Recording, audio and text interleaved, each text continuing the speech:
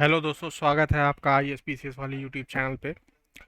जहाँ पे आपको ये थंबनेल दिखेगा कि 15 मिनट में पी सी एस 2024। क्या ये संभव है? बिल्कुल संभव है। आइए हमारे साथ। हम कर रहे हैं यहाँ पे पी वाई क्यू एनालिसिस। देखिए, 2021 का ये क्वेश्चन पेपर है जिसमें हम जनरल साइंस का आज पी वाई क्यू एनालिसिस करेंगे। इसमें से आप आराम से 25 क्वेश्चन तो कर ही ले जाएंगे। 25 क्वेश्चन आप कर ले जाएंगे जनरल साइंस के। और यहाँ से आप देखिए पैटर्न क्या, देखिए कि सवाल कहाँ से बनते हैं जनरल साइंस के, ये जानना बहुत ही जरूरी है। नहीं तो आप क्या करेंगे, आप उठा के लूसेंट पढ़ते रहेंगे, घिसते रहेंगे। क्या मतलब है? आपको ये मालूम होना चाहिए कि आयोग सवाल पूछ कहाँ से रहा है। जहाँ से भाई सवाल पूछ रहा है वो सवाल पढ़ना ज़्यादा इंपॉर्टेंट है कि ज्ञान लेना ज़्यादा इंपॉर्टेंट है? मेरे हिसाब से तो आयोग जहाँ से सवाल पूछ रहा है उसको आपको पहले पढ़ना चाहिए। और चलिए इसी नोट पे हम लोग शुरुआत करते हैं। 15 मिनट में 25 क्वेश्चन सॉल्व करने की कोशिश करते हैं, पैटर्न समझते हैं जनरल साइंस का। चलिए शुरू करते हैं। तो सबसे पहला यहाँ पे क्वेश्चन है, fly ash pollution is caused by. तो ये थर्मल पावर प्लांट से होता है। फ्लाई ऐश क्या होता है? जब भी आप क्या करेंगे कि है जो थर्मल पावर प्लांट है उसमें जब ये जलाया जाता है कोयला वोयला, तो इसमें से जो ये राख नहीं उड़ती है, इसी को जो उड़ जाती है राख को क्या बोलते हैं? फ्लाई ऐश बोलते हैं। फ्लाई ऐश, ऐश मतलब खाक, उड़ने वाली खाक को फ्लाई ऐश बोलते हैं। ठीक है, थर्मल पावर प्लांट में यूज होती है। बॉचुलिज्म, बॉचुलिज्म क्या होता है दोस्तों? अब देखिए, बॉचुलिज्म क्या होता है, ये एक तरह का फूड पॉइजनिंग होता है। फूड पॉइजनिंग होता है एक तरीके का। तो ये कैसे होता है? फूड बॉर्न इंटॉक्सिकेशन से होता है। ठीक है, अब सीधा रट लिया। अब भाई बॉचुलिज्म क्यों होता है, कैसे होता है, इसका मैकेनिज्म जानने के लिए आपको एमबीबीएस करना है तो भाई जाके नीट वीट का तैयारी कीजिए, नहीं तो यहाँ से रट लीजिए। क्या है बॉचुलिज्म? क्या है? फूड पॉइजनिंग है, फूड इंटॉक्सिकेशन से होता है। आगे बढ़ते हैं, diffusion of light. Diffusion of light in atmosphere takes place due to dust particles. समझ लीजिए एक लाइट आ रही है, लाइट आ रही है, यहाँ पे एक डस्ट पार्टिकल है, तो क्या करेगी लाइट? ऐसे फैल जाएगी, ये स्कैटर हो जाएगी। इसी को डिफ्यूजन या स्कैटरिंग बोलते हैं। कैसे होता है? डस्ट पार्टिकल से होता है। आगे चलते हैं, विच ऑफ द फॉलोइंग। अब देखिए विटामिन के आपको इसमें मिलेंगे 3 क्वेश्चन। ठीक है, ये है पहला क्वेश्चन है 2021 में विटामिन का। इसमें कौन सा करेक्टली मैच नहीं है? तो ये ऑरेंज में ये यहाँ पे होना चाहिए विटामिन सी। ठीक है, ये पहला लगा गलत है। ऑरेंज में क्या होता है? विटामिन सी होता है। ठीक है, विटामिन डी किस में होता है? कॉड लिवर ऑयल में होता है। बी6 क्या होता है? राइस ब्रांड में होता है। विटामिन ए किस में होता है? जैसे कैरेट हुआ, एग हुआ, दूध हुआ, ये सब में विटामिन ए होता है। तो विटामिन तो चैप्टर बहुत ही इंपॉर्टेंट है। आपको मालूम होना चाहिए विटामिन की डिफिशियंसी से कौन सा डिसीज होता है, और इस डिफिशियंसी को दूर करने के लिए क्या चीज़ें हमें खानी चाहिए। ठीक है, तो वो आपको मिल जाएगा, बायोलॉजी पढ़ लीजिएगा या फिर प्रीवियस ईयर ही लगा लीजिएगा, और मैं तो लिस्ट दे ही दूंगा। ठीक है दोस्तों, फिर आगे बढ़ते हैं। आगे बढ़ते हैं, ब्लू बेबी सिंड्रोम। अब देखिए ब्लू बेबी सिंड्रोम है, कैसे होता है? नाइट्रेट से होता है। ठीक है, ब्लू बेबी सिंड्रोम किससे? नाइट्रेट से होता है। इस पे मार के आप आगे बढ़ जाएंगे, तो ये गलत हो जाएगा आपका सवाल। क्यों गलत हो जाएगा? क्योंकि क्वेश्चन को तो पूरा पढ़िए। क्वेश्चन क्या कह रहा है? Blue baby syndrome is due to the presence of which of the following in the blood. Blood में क्या होता है जिससे कि भाई आपको ब्लू बेबी सिंड्रोम हो जाएगा? ब्लू बेबी सिंड्रोम हो जाएगा। तो देखिए नाइट्रेट जब आप किसी भी तरीके से लेते हैं तो ब्लड में क्या बनता है? मेथेमग्लोबिन बनता है। मेथेमग्लोबिन ये बनता है, मेथेमग्लोबिन। इससे क्या होता है? इससे ब्लू बेबी सिंड्रोम होता है। तो नाइट्रेट के प्रभाव से, नाइट्रेट के इम्पैक्ट से ब्लड में क्या होता है? मेथेमग्लोबिन फॉर्म होता है, जिससे क्या होता है? ब्लू बेबी सिंड्रोम होता है। तो ये मैकेनिज्म याद रखिएगा। जल्दी पूरा क्वेश्चन हमेशा पढ़ने की कोशिश कीजिए, इससे आपके कई सवाल, कम से कम मैं बोलता हूँ कि अगर आप ध्यान से पढ़ रहे हैं ना तो 4 से 5 सवाल आप ऐसे ही सही कर लेंगे। भले आपको लगे कि अरे ये इस टॉपिक के बारे में मुझे पूरा अंदाजा भी नहीं है, लेकिन अगर आप क्वेश्चन को ध्यान से पढ़ेंगे एग्जाम के दौरान तो आप कई क्वेश्चन तो ऐसे ही सही कर लेंगे। ठीक है दोस्तों, तो यही सब ट्रिक्स होती हैं। ठीक है, अब विच of the following is indicator of air pollution. तो लाइकेन होता है। लाइकेन क्या होता है? लाइकेन ये जहाँ पे पोल्यूशन होता है ना हवा में, वहाँ ये पैदा नहीं होता। तो जहाँ पे भी लाइकेन आपको दिखे वहाँ समझ लीजिए हवा की क्वालिटी अच्छी है। ठीक है, अब एक चीज है कि डे वे जो पूछता है ना, वर्ड ओजोन डे, 16 सितंबर को है, हिस्ट्री में भी दिया होगा, उठा के देख लीजिएगा। लेकिन जो डे पूछता है करंट में, वो हमेशा याद रखिए इन्वायरमेंट से रिलेटेड डे पूछेगा। कभी रामसर साइट का पूछ लेगा, कभी पोल्यूशन का देगा, कभी इन्वायरमेंट का, कभी ओजोन का। तो खास करके मैं तो डेज की लिस्ट बना दूंगा, बस खास करके इन्वायरमेंट के तो सब जितने भी डेज हैं सब याद कर लीजिएगा। फिर आता है nitrogen is not an essential constituent of carbohydrate होगा। बाकी डीएनए आरएनए और क्लोरोफिल में क्या होता है, नाइट्रोजन की बॉन्ड्स होती हैं, ठीक है। जैसे कि क्या होता है, डीएनए में भी जो बॉन्ड होता है नाइट्रोजन का, फिर बेस पेयर से बॉन्ड नहीं होता है। तो इसीलिए कार्बोहाइड्रेट में क्या होता है कि कार्बोहाइड्रेट में नाइट्रोजन का बॉन्ड नहीं होता है, ठीक है। तो अब जैसे आपको लगेगा कि अरे मुझे तो साइंस का तो बिल्कुल आइडिया ही नहीं था, तो मैं ये कैसे पढ़ लूँ? भाई ये रट लो ना यार।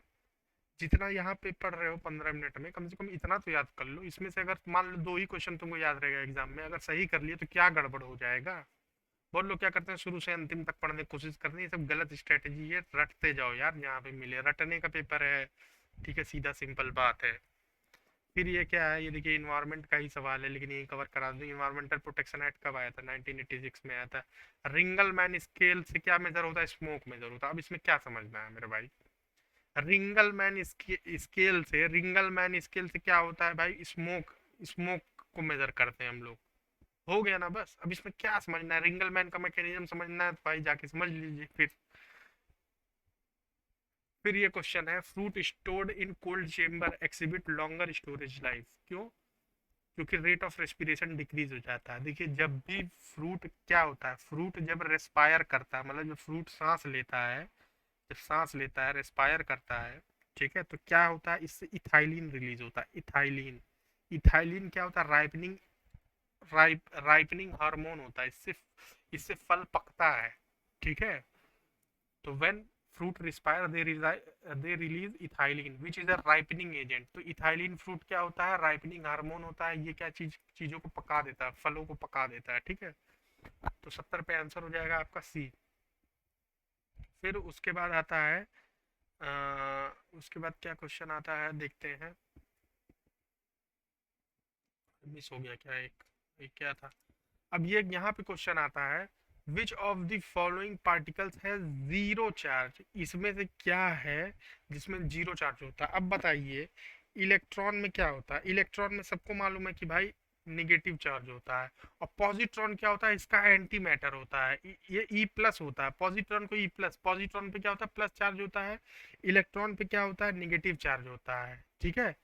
और ये जो न्यूट्रिनो होता है, न्यूट्रिनो क्या होता है? सन जो होता है, सन से रेज एमिट होती थी, इसी से न्यूट्रिनो भी बाहर आता है, ठीक है। न्यूट्रिनो बहुत ही भारी मात्रा में धरती पे रहता है। तो न्यूट्रिनो ऑब्जर्वेटरी भी होती है, इसमें जीरो चार्ज होता है, ठीक है। बहुत ही स्मॉल होते हैं, मतलब समझिए इलेक्ट्रॉन का भी ये 1/50,000 पार्ट होता है, इतना छोटा होता है ये न्यूट्रिनो।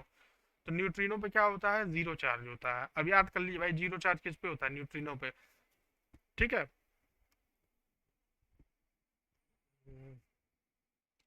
अब ये क्वेश्चन आया, after cutting cutting cucumber if salt is added then water comes out due to.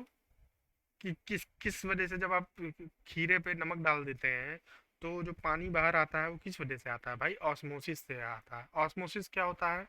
Osmosis क्या होता है? अब फॉर एन एग्जांपल समझ लीजिए, ये 2 कंटेनर में ऐसे रख दिया, यहाँ पे क्या है? वाटर है, फ्रेश वाटर है। और यहाँ पे क्या है? सैलाइन ओशन वाटर है। और ये क्या है? इसको मान लीजिए सेमी परमिएबल मेम्ब्रेन है, ठीक है, सेमी परमिएबल मेम्ब्रेन है। अब पानी किधर मूव करेगा? पानी क्या होता है? हाई कंसंट्रेशन जहाँ पे पानी का रहेगा वो लो कंसंट्रेशन की तरफ जाएगा।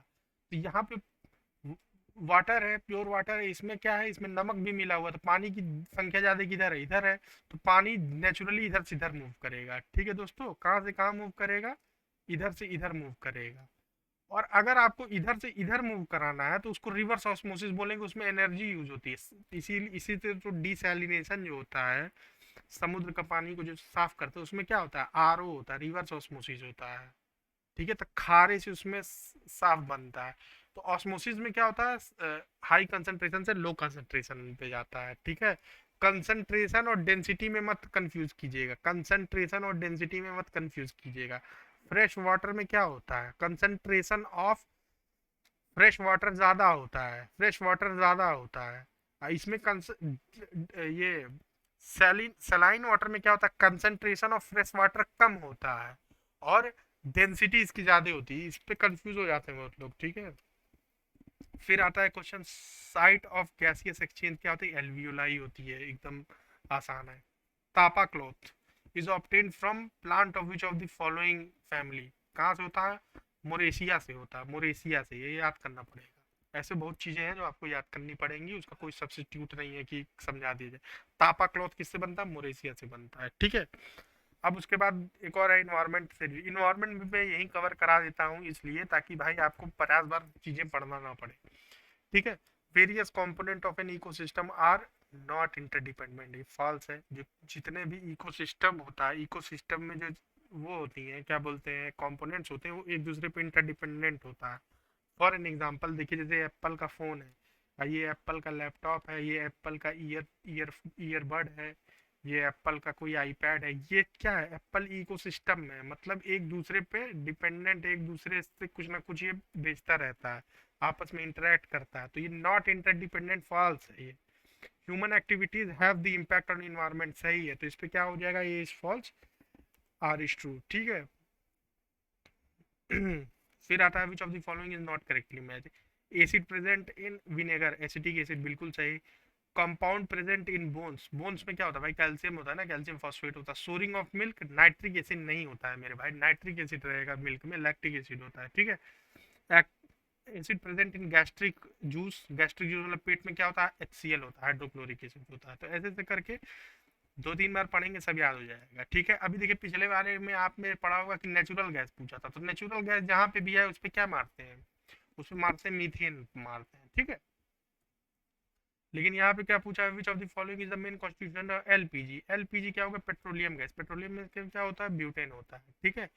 Blood glucose level, blood glucose level मतलब शुगर जो नाचते नहीं है वो कैसे नाचते हैं, मिलीग्राम पर डेसीलीटर में नाचते हैं। एमएमओएचजी में क्या, बीपी नापते हैं, ब्लड प्रेशर नापते हैं, ब्लड शुगर क्या नापते हैं, मिलीग्राम पर डेसीलीटर में नापते हैं, ठीक है।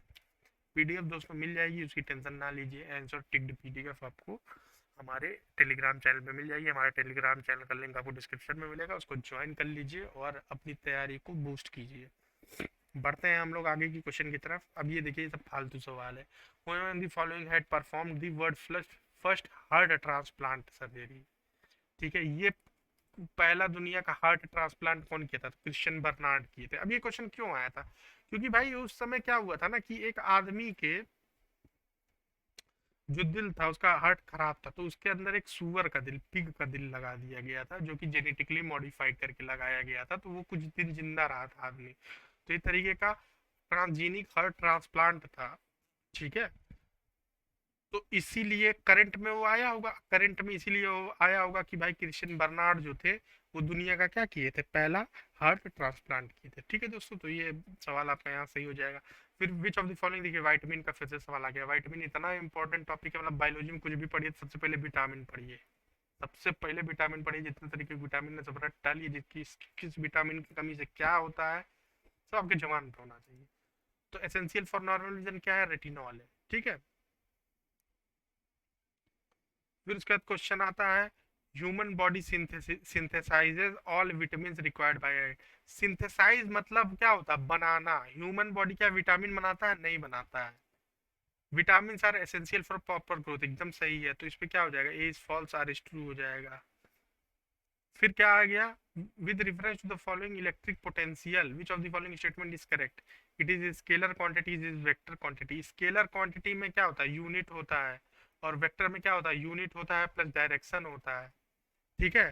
तो क्या ये दोनों हो सकता है, कोई भी क्वांटिटी क्या दोनों हो सकती है, भाई स्केलर भी हो सकती है, वेक्टर भी हो सकती है, ऐसा तो हो नहीं सकता है, तो ये तो फॉल्स हो गया, तो सी तो हो नहीं सकता है। अब स्केलर है कि वेक्टर, इलेक्ट्रिक पोटेंशियल क्या होता है भाई, 12 वोल्ट है कि 14 वोल्ट है, हाँ यही तो इलेक्ट्रिक पोटेंशियल होगा कि भाई इस पोटेंशियल क्या है इसका, तो ये क्या होगा, स्केलर क्वांटिटी होगा, ए होगा, हाँ। फिर आगे बढ़ते हैं, बैटरी लो हो गई है। फिर आगे बढ़ते हैं, non renewable source of energy, non renewable पूछा है, मतलब जो रिन्यू ना किया जाए, मतलब कन्वेंशनल सोर्सेज पूछा है, तो क्या होगा कन्वेंशनल सोर्सेज, पेट्रोलियम होगा, ठीक है। और इसमें सबसे आसान तरीका होता है भाई जो अलग टाइप का दिख रहा है, सोलर एक तरीके का, विंड एक तरीके का, तो ये दोनों तो नहीं होगा। बायोगैस, बायो मतलब जो जीव जंतु से गैस आती है, मीथेन, ये सब ये भी रिन्यूएबल ही है, गोबर ओबर से रिन्यूएबल होगा, पेट्रोलियम नहीं होगा, ठीक है।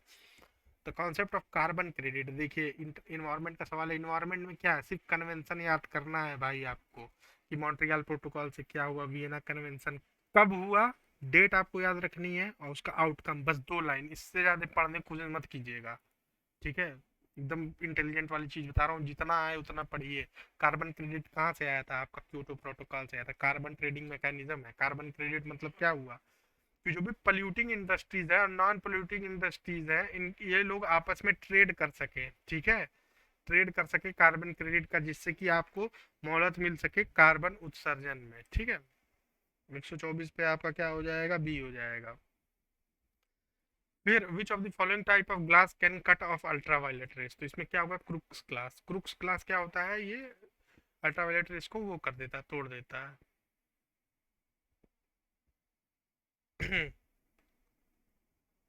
फिर आगे कुछ है, फिर a clove represent which of the following part. Clove क्या होता है, क्लोव मतलब कि लॉन्ग जो होता है वो क्या चीज रिप्रेजेंट करता है, एक फ्लावर बर्ड होता है, फ्लावर बर्ड होता है। अब इसमें क्या रटना है भाई, क्लोव क्या होता है, फ्लावर बर्ड होता है, बस पढ़ के आगे बढ़ो ना यार, अब थोड़ी ना समझ जाओगे टर्मिनल बर्ड क्या है, एक्सेसरी ब्लड बर्ड क्या है, वेजिटेटिव बर्ड क्या है, हाँ। टर्म फ्लावर का वो कली होती है, बस इतना पढ़ लिया आपका हो गया। तो ठीक है दोस्तों, स्मार्ट स्टडी कीजिए, गधों की तरह मत पढ़िए कि शुरू से अंतिम तक एक ही टॉपिक पढ़ते चले जा रहे हैं। स्मार्ट वर्क कीजिए। मिलते हैं आपसे अगली वीडियो में, वीडियोस को देखते रहिए। पीवाईक्यू अगर नहीं लगा पा रहे हैं तो भाई यहाँ से समझिए कैसे लगाते हैं पीवाईक्यू, ठीक है। मिलते हैं आपसे अगली वीडियो में, तब तक के लिए धन्यवाद।